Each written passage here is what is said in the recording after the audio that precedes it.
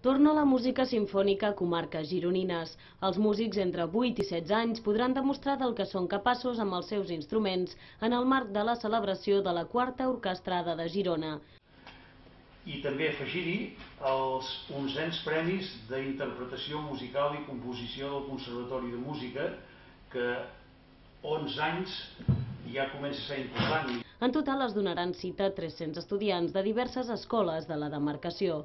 Aquest any hem afegit una orquestra de guitarres, que tampoc és un instrument que estigui a l'orquestra, i de cara al futur tenim la intenció de poder complementar aquesta oferta. L'acte està organitzat pel Conservatori Isaac Albéniz de la Diputació de Girona. El concert serà el colofó final, però abans cada escola fa els seus assajos. Després els diferents instruments de corda i vent s'uniran en un assaig general.